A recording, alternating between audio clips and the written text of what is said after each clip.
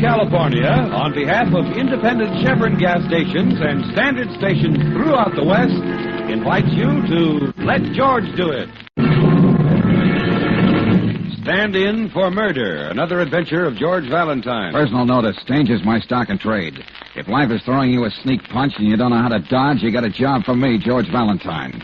Write full details.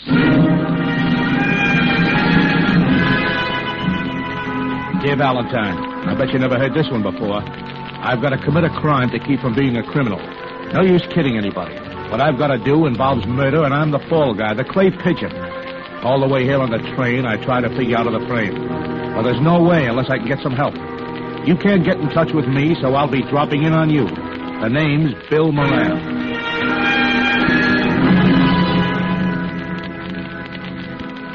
It doesn't matter what I did in the past, Valentine. Well, it's fairly important to me, Moran, if I'm going to take this case. Okay. I can tell you this much. I happen to be innocent, but the evidence stacks up against me. That's an old and familiar refrain, isn't it? Yeah, but it happens to be true, lady. They just have to see the police on me, and I'll be eating my meals off a tin plate. Who are they, in quotes? Oh, some boys back east. You could call them gamblers, except they never bet on anything but a sure thing. I see. In other words, they're blackmailing you into this job you've got to do. It's the only way they'll let me get out of the racket. Make them forget what they have on me. Okay, suppose I take this thing. Just suppose, that is. What is it you've got to do? That's just it. I don't know, Valentine. But you said something in your letter about murder. And I'm not even guessing, lady. They wouldn't be sending me all the way across the country for anything else. Well, you must have gotten some instructions. Sure right. Show up in Suite 817 at the Hawthorne tonight. The door will be open.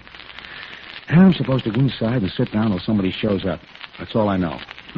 Sounds like a new parlor game. I'm one of those conservative gamblers who save some of his money.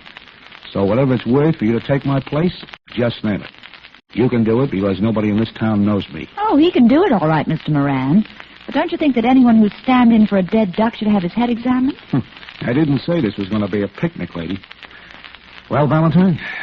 Well, that's a nice scenario you got there, Moran. You want to get out of the racket, settle down, go straight.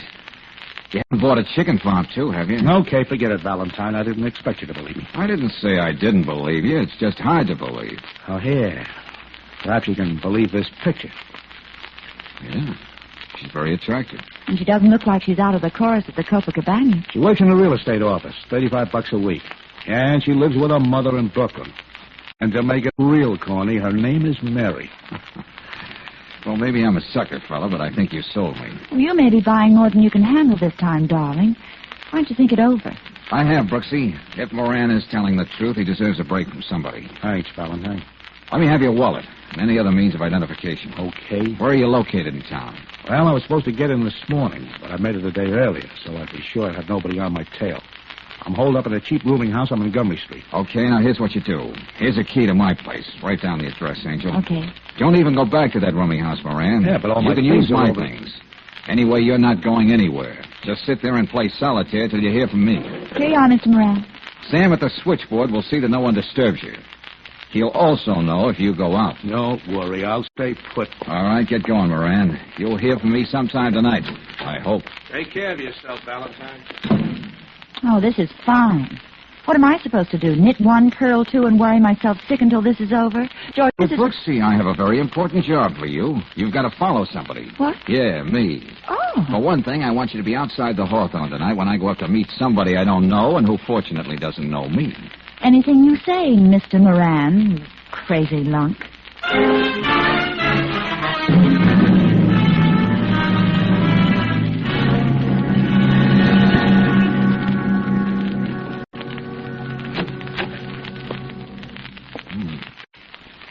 Well, the door open without a time bomb going on. So it begins. Hey, what's wrong? Let me help you. The knife. I'll get that thing out of you and call a doctor. Hold on now. Too late. Mr. Clayton, I found those escrow papers in the file, and according to... Hey, will you stop screaming? It's not going to wake him up. He's dead. Don't come near me. You've got no reason to kill me, too. What are you talking about? Look, if you leave me alone, I'll just tell the police I found them that way. Tell them I didn't see who did it. What do you mean? Oh, I guess this does look bad. Knife in hand, body on the floor. Who are you anyway, sister? Come on, talk. Mr. Clayton's secretary. We were working late. He wanted to get off on a vacation in a few days and... Oh, Now what? Why the delayed take? you must be Moran. Oh, I get it. This frame is beginning to look so perfect you could put a picture in it. You wrote him all those threatening letters. And I suppose they're all nicely tucked away for the cops to find. Stay away from me. Help somebody. Go ahead, baby. Blow your top. Sorry I can't stick around for the double cross.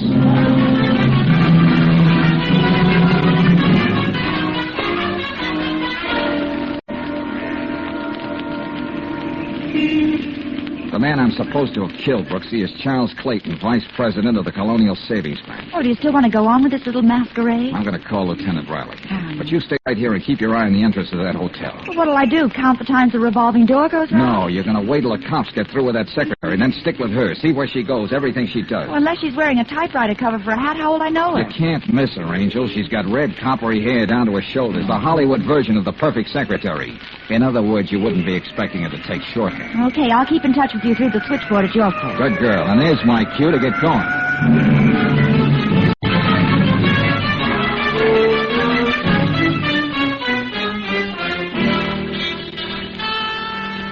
Valentine, it costs the taxpayers a lot of money to train police officers. Look, Lieutenant... If you're going to take law enforcement all in your own little hands, they'll just have to sit around and get rusty. Now, you wouldn't want to see that happen, would you? Oh, it wasn't a question of enforcing the law, Lieutenant. I was just trying to protect my client. Well, we might have been able to help you in our awkward, unprofessional way. Why didn't you come to us first when this Moran guy waltzed in on you? Because nothing happened first. Yeah. The only thing to do with you is to give you desk space here at headquarters. At least that way we can keep an eye on you. Now, look, you. Yes, Lieutenant. We made a quick check, see? The gal you saw up at the Hawthorne was Clayton's secretary, all right, and the guy was trying to get things cleaned up so he could get off on a vacation. Those are facts, and nothing's wrong with them. Yeah, well, here's another fact. I was kissed off and left to freeze against the cushion. Why? This isn't penny ante stuff, Lieutenant. You're only guessing when you suspect the secretary, and you know it. Oh, come on, Lieutenant. This thing is too pat. I walk in at the appointed time. There's a guy gasping on his last with a knife in him. And right then, Theo, baby, wanders in from the next room. So we have a batch of my fingerprints, a witness. And I understand some letters in the file supposedly written by Moran. Yeah. You know, if it was anybody else but you, I'd slam you in the can so fast it would take your breath away. Look, Lieutenant, let me have until tomorrow, just one day.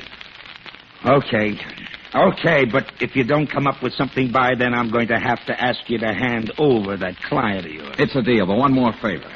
What do you want now, my badge? The secretary, Theo Brown, will give you a description of Moran. And that description will be me. Huh? Let it stay that way. Are you out of your head?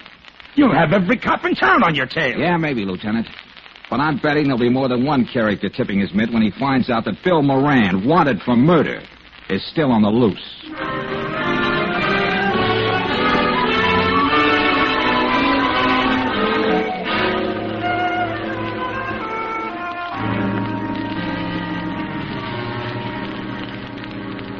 Oh, George, I'm really beat around the edges this morning. Hey, Angel. Have some of this coffee. Thanks. I was back watching Thea's bungalow at 7 a.m. No leads? Not unless you can read something into them. About 8:30, Theo drove over to the Colonial Bank. Well, sure. She works there. Oh, well, she must be taking the day off. She got as far as the entrance, and she suddenly stopped. Huh? Looked a little frantic to me. Yeah, well, what then? She made a beeline to the Samba restaurant on Doris Boulevard. Well, that place doesn't open till 6 o'clock. Oh, Theo sashayed in as though she had a half interest in the place. Chick Hollis doesn't give away a half interest to anybody. Well, she certainly wasn't visiting the porters or the scrub women. Well, why not Chick Hollis himself? Hmm? Yeah, sure. He's just the kind of a boy who likes these big, elaborate deals that would be hard to trace to him. Yeah. There may be a connection between Theo and Hollis. Uh-huh. Things are beginning to open up, Brooksy. And if Hollis is behind it, I think I know a way to find out what this is all about.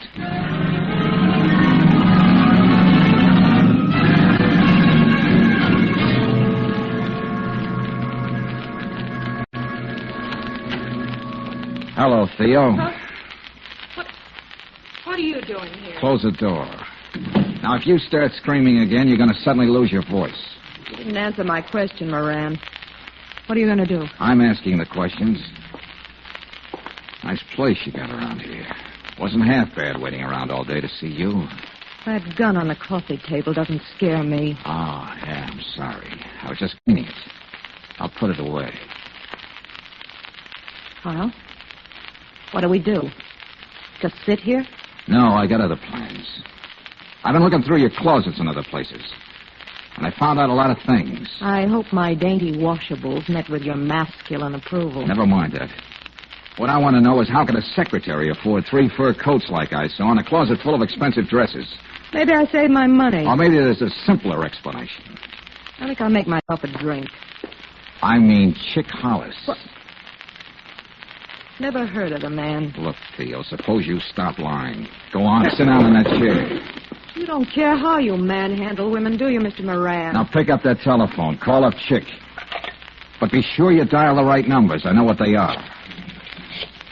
What do you expect to get out of this, Moran? Just wait and see. You might be surprised. Now just say, Moran is here with me, Chick. What? If you say any more, I'll put a period on the sentence with this gun. All right. Hello? Moran is here with me, Chick. That's all, Theo. Now you can make yourself a short drink. I don't think we'll have to wait very long.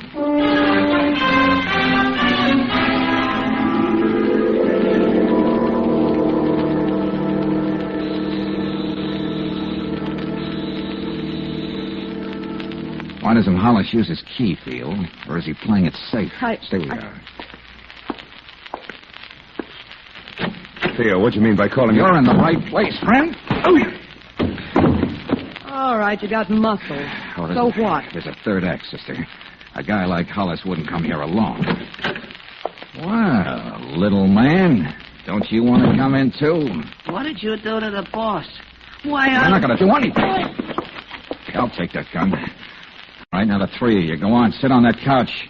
I think I'm about to make a speech. Now, wait a minute, Moran. Certainly we can come to an understanding about this. You heard me wrong, Hollis. I said I was going to do the talking. Chick, if you told me it might be like this, I could have done something about that monkey. Best thing you can do, Squeaky, is keep your mouth shut.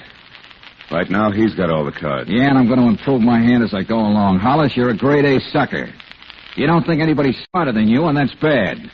All Theo said on the phone was that Moran is here, and the next minute you were leaning on the front door buzzer. Well, Chick, have you got any answers? Let's wait till he's through, huh? If you never showed, Chick, I'd be left high and dry because it was only guessing. But now I know. You know what? I know this much, Squeaky. The big frame was on, and I was in the middle of it.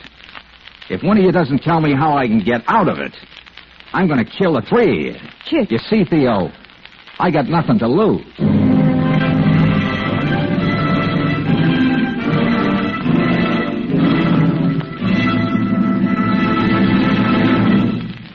We'll return to tonight's adventure, George Valentine, in just a moment. Meanwhile, and now back to tonight's adventure, George Valentine. It's bad enough to play stand-in for a fall guy. It's really bad when the frame-up involves murder. Worse yet, if you're as stubborn as George Valentine, you carry on the masquerade even when you know that your client, Bill Moran, is being sought for murder. All of which leaves you, gun in hand, facing 3 desperate characters who'd like nothing better than to see you good and dead. Oh, what's the matter with you 3? Didn't you ever go to school? Can't you talk? I think we can come to terms, Moran. I'm afraid you were framed and deserve some consideration. Oh, now, Mr. Hollis, you're so good to me. You can make any arrangements you want, Chick, but get this straight. None of this is coming out of my share. I worked too hard setting things up for the kill. I like your choice of words, Theo. If you just had told me, Chick, I'd have come here prepared for this guy. I know you feel naked without your arsenal, boy soprano, but sit down. You hear what he called me? Someday I'm going to get him and nobody will even recognize him when I'm through. Sit down, Squeaky. You too, Theo. Look, I'm a businessman, Moran. I settle when I have to. Especially when a gun is pointed at you. Go on, keep talking. Well, here's my proposition. I'll see that you get out of the country. A private plane and a pilot who knows where to set you down in Mexico. Not good enough. What am I going to do, eat frioles for the rest of my life? $5,000? Oh, I want to be able to afford a lottery ticket once in a while. $10,000. Let's not quibble about pennies and make it $20,000. But if I do win a lottery, I'll send you half of what I make. It's very funny. Now, come on, I'll stow you away for the night so nobody can find you. You can get started in the morning. Oh, I got a place to stay. Right here. Chick, You're not going to leave me here. Not with Moran. I always do what I have to. You know that, Theo. Don't worry, sister. You're safe. The worst that can happen is my snoring. If you close the door of your bedroom and stay there, it's all going to be peace and quiet. Isn't he a regular little gentleman? Oh, Hollis, be sure to take that vest pocket gunso with you. Squeaky likes to take care of me. And I like to take care of myself. Nobody's going to look for me in the apartment of the late Mr. Clayton's secretary. All right, Moran, you're calling the shots. Oh, Theo, Yes? I think you better let me have the key. Maybe safer for everyone. If you're worrying about me, don't. Just the same, you'd better give it to me. I said I'm going to keep it, Chick. Good night. Didn't you hear what I... All right, good night.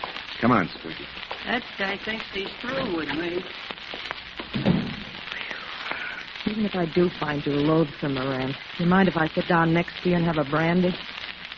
I don't care what you do. Hey, what are you doing with my pocketbook? Give it to me. I always wondered why women didn't carry knapsacks instead of pocketbooks. Uh-huh. What, no ham sandwiches? Let me have that. Okay. Where are you going? Just want to see something. Yeah. Our friend Squeaky is holding up a lamppost on me. You think he might be waiting for you? Does it make you feel better, Moran? I haven't felt good since I met you yesterday. Now, up you go. What are you going to do with me? You're going into that closet, sister. You won't freeze with all those fur coats in there. No.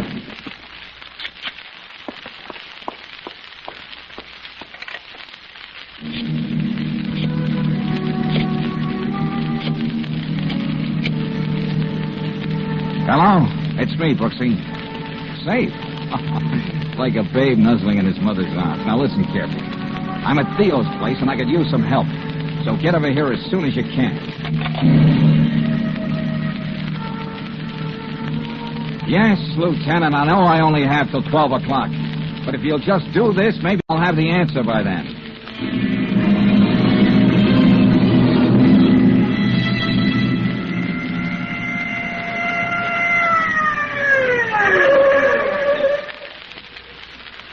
Hey, you! Yeah, you, trying to hold up that lamppost. Oh, me? Yeah, get in the car.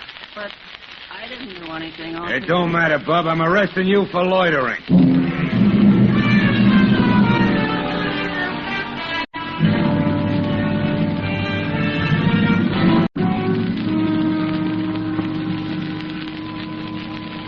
Well, Bill, here she is, Miss Theo Brown. You have no idea what trouble was getting her here? Oh, I smoked 10 packs of cigarettes today, Miss Brooks. Where's Valentine? Oh, well, that shouldn't be as important to you as Theo. She's the one who put the finger on you, Mr. Moran. Moran? But who is Did you do that to me, lady? Now, Bill, Why? just sit down. I'm going to find out why, even if I If have you to do, give... Bill, you're going to have to walk over me to get to her. What? That's what I said. If you want everything to come out even for everybody, including Mary back in Brooklyn, you'll listen to me. Oh, all right. You and I are just going to see that Theo stays right here in George's apartment. That shouldn't be long. George may show up any time between now and the next century.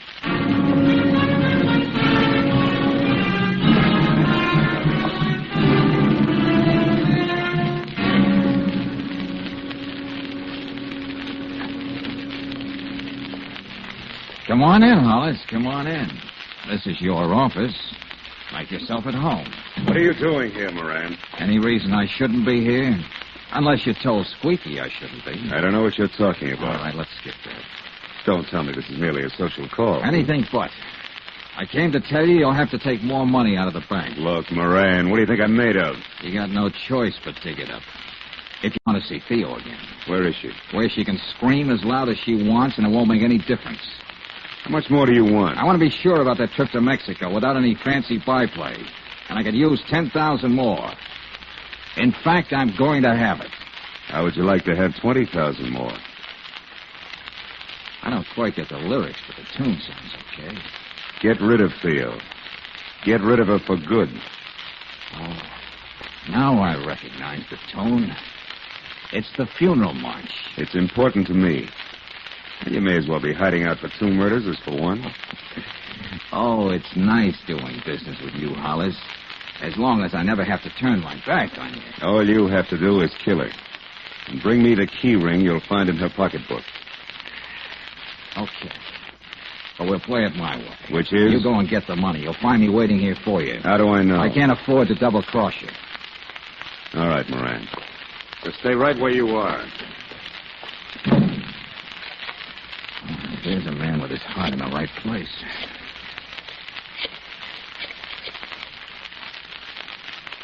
Hello, Riley. This is Valentine. The trap's all baited and the rat is on his way. Yeah, I'll be down there as soon as I can, Lieutenant. After that, I think we'll have all the answers. So long. If Riley ever decided to throttle me, I think the jury would call it justifiable homicide. You reach for your gun and I'll kill you. Huh? Well, when did you get out, Squeaky? I got friends. I can get bail. You had me picked up, didn't you? Valentine. Who's Valentine? I've been in the next room listening. You just called the cops. I'm going to do Chicken me a favor and kill you. You're an all-around boy, aren't you, Squeaky? Using a gun now. I never killed that banker, but you gave me an idea. I think I will use a knife on you. I always knew I was lucky. It'll be nice and quiet. You're through wisecracking, Valentine. Now, wait a minute. Put that gun away. You couldn't cut a piece of cheese, you boy soprano. Don't you call me that. Boy soprano. I'll show you. You ought to know by now when you lose your temper, you only see red. George, I was worried about you. I just saw Hollis leave the building. Oh. Yeah, the gentleman on the floor, Brooks, he didn't like being called a boy soprano. What are you doing here anyway? What a man. First he tells me to follow him, and when I finally catch up with him, he asks questions. Oh, I guess you ought to be in on the payoff, Angel. But we'll have to wait. The bank doesn't open till 10.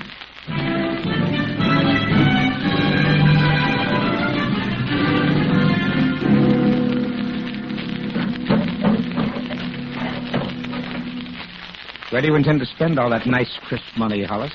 What's that? Lieutenant Riley, homicide. No. Leave that safe deposit box out so we can take a good look at it. Sure.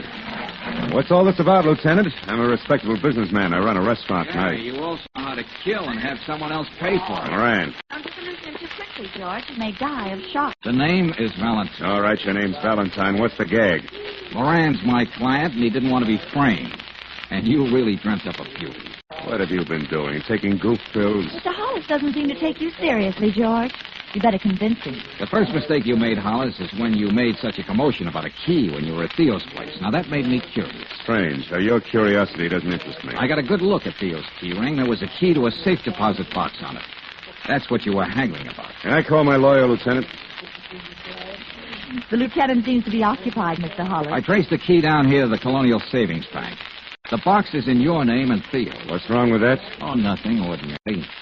But on the first of the month, when the bank examiners come around, they might just find that Vice President Clayton has been stashing away all sorts of money for his vacation with Theo. Suddenly, I can't hear a word you're saying. That was nice long-range planning, getting Theo into the bank so she could make Clayton forget what they taught him in Sunday school. $150,000 in here. Well, that's a nice round sum. Enough for you to split with Theo, even after you paid to import a guy to take the rap for killing Clayton. Now tell me, Hollis, did you wait until you heard me coming down the hall to put the knife in him? And did Theo let you out the back way? I didn't kill Clayton. Well, Squeaky says he did. So you two boys will have a chance to fight it out for the yard. And with Squeaky and Theo both singing, you're going to be a dead duck, Hollis. You know, George, a horrible thought just occurred to me. What's that, Wilson? Well, either Hollis or Theo could have come here yesterday morning, taken the money and gone somewhere to live happily ever after. It couldn't happen. Huh? What made you so sure? How come you knew you had a whole day to work in? Because Hollis and Theo overlooked something. I never overlooked anything. When you go to the trouble to kill the vice president of a bank, you run the risk of closing the next day in respect to his beloved memory.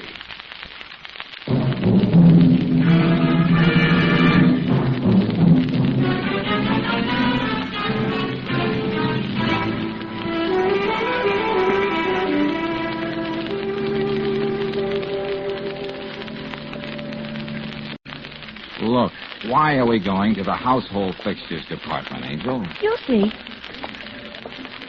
George, I just thought of something.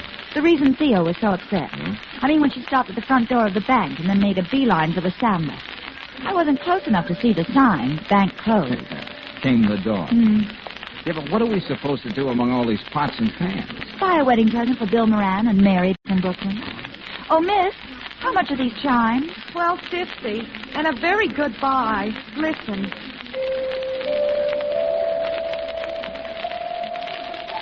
Oh, nice. I'll take 2 of them. Well, I hate to ask this, but... Angel, who's the other one for? If I live long enough, you'll find out.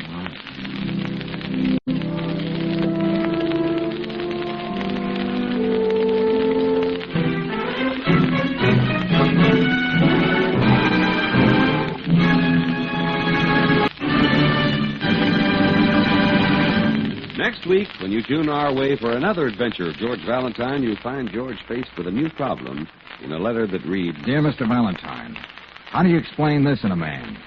At 38, he's retired, a millionaire. Yet he steals a trinket from a 5 and 10 cent store. Makes sure he's caught and then merely laughs. This man is my husband. I must find out what's happening to him. Please come to my home as soon as possible. Signed, Edna Pallister. Next week, a new case for George, the malignant heart.